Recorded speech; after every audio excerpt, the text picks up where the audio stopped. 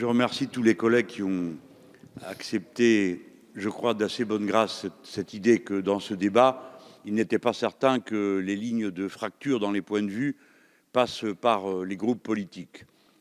Je félicite ma collègue Caroline Fiat de nous avoir permis de l'avoir dans ces termes-là, ce débat, d'une manière réaliste et mesurée, en sachant que nous ne pouvons confronter que nos pauvres raisonnements devant l'énigme absolue, constante de l'identité humaine qui est qu'un jour ça s'arrête.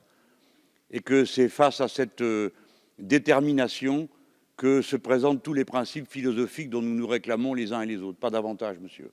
Je regrette que pour la motion de rejet, se soit senti obligé de faire une telle caricature. Ceux qui parlent d'euthanasie ou de suicide assisté n'ont naturellement jamais souhaité imposer une telle attitude à qui que ce soit. Au demeurant, voyez-vous, la liberté individuelle s'est toujours présentée comme un refus de la nature.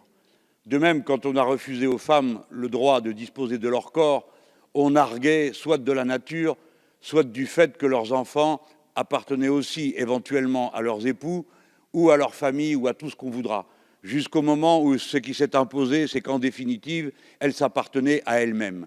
Et pour s'appartenir à soi-même, il faut que le principe d'individuation puisse aller jusqu'au bout. Nous ne prétendons pas imposer nos principes. Nous prétendons ouvrir cette liberté à ceux qui se réclament du principe de la libre disposition de soi. Devant quoi? Devant ce que les stoïciens appelaient les événements contre lesquels on ne peut rien.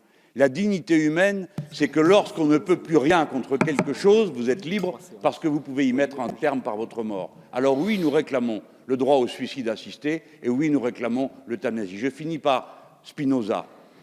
Monsieur, mon cher collègue, la pensée, ce sera toujours plus que le corps pensant, mais ça ne sera jamais sans le corps pensant. Et quand le corps ne peut plus penser autrement que dans la douleur, c'est lui qui vous domine et non plus vous qui le dominez.